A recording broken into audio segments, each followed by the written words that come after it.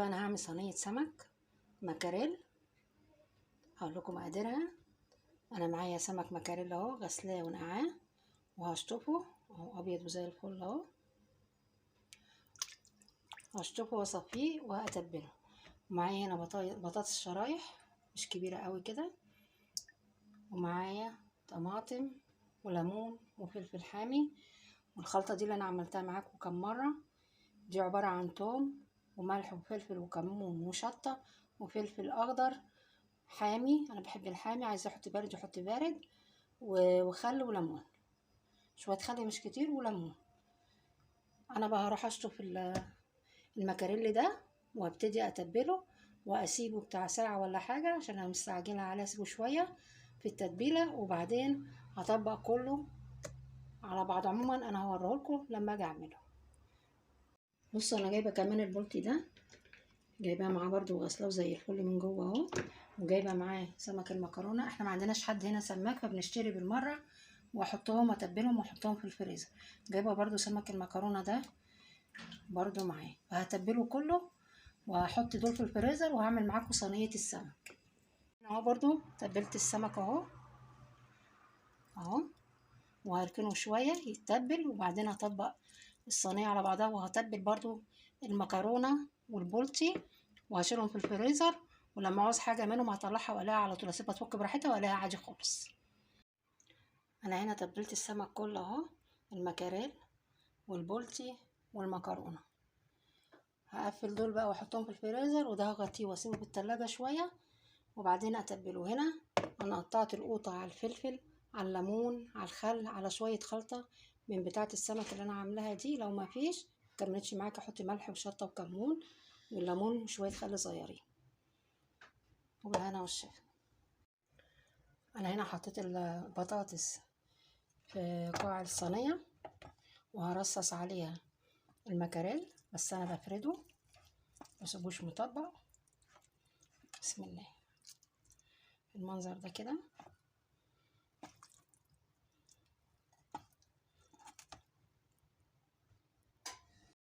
رصصت السمك اهو.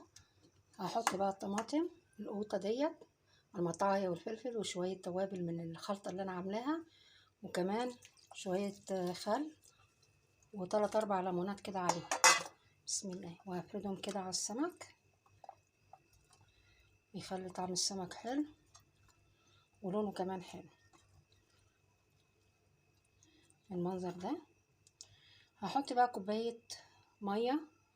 بسم الله هنا، عشان انا هغليها على البوتاجاز من فوق كام غلوه كده، وبعدين هحطها على الصاجه تحت في الفرن عشان تكمل سواها وعشان تحمر كمان. وهرش عليها شويه زيت بالمنظر ده برضو.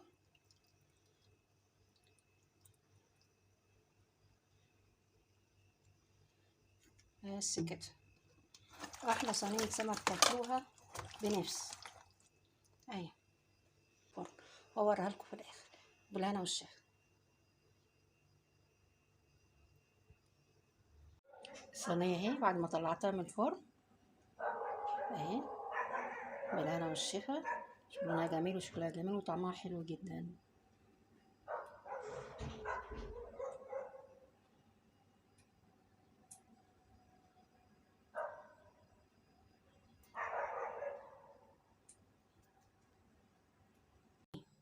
النهارده ان شاء الله انا هعمل المكرونه دي اللي انا تبلتها مع المكاريل ومع البولتي.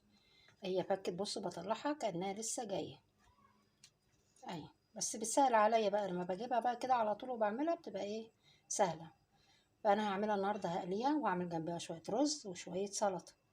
وعندي دقيق ساده ما فيهوش اي حاجه، ما بحطش اي حاجه لان انا متبلاها هي كويس فبيطلع طعمها كويس. يلا نشوف هنعمل ايه. انا هنا حطيت البصل على النار، حطيت بصلتين كبار كده حلوين ضربتهم في الكبه، وعايزه تقطعيهم على ايديك قطعيهم عادي. بصوا المكرونه بقى لما تيجي تعملوها افتحوها، متحطوهاش كده مقفوله على جنبها، لا افتحوها كده اهو وبططوها كده في الدقيق تبقى مفروده معاكم كده. بسم الله، حطها في الزيت. بسم الله. انا عاملاه كله بالمنظر ده واقليه، وما تقلبوش الا لما يمسك نفسه عشان ما يتهريش منك.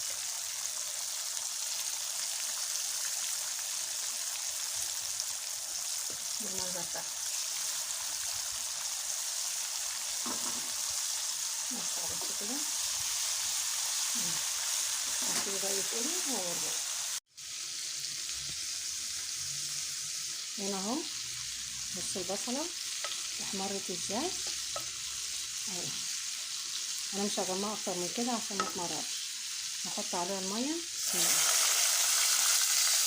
وتسيبيها تغلي شويه كده عشان البصل دوت يدوب مع الغليان. لما تيجي تحطي الرز ما يبقاش باين منطور كده في الرز. وهحط عليه ملح وفلفل اسود وكمون. هسيبه يغلي شويه وبعد كده احط الرز. وانا عندي اهو ما طلعت طاسه مكرونه اهي. بصوا جميله ازاي ماسكه نفسها ازاي، شايفين؟ لازم تسيبوها تحطوها زي كده وما تقلبوهاش لغايه ما تشد من تحت، تلون كده من تحت، تقلبوها واحده واحده وبالراحه عشان بتتكسر، عشان ما تسيبش منك. بصوا غليت اهي كام غلوه، نزلت لونها البصله، نزلت لونها. هبتدي احط بقى الرز، ولو عايزه شويه ميه ازوده لغايه ما يتشرب واوطي عليه زي اي رز عادي. وده سمك المكرونه بعد ما خلصت اهو، قليته وعملت الرز وعملت شويه سلطه. بصوا جميل ازاي، لونه حلو، بالهنا والشفا.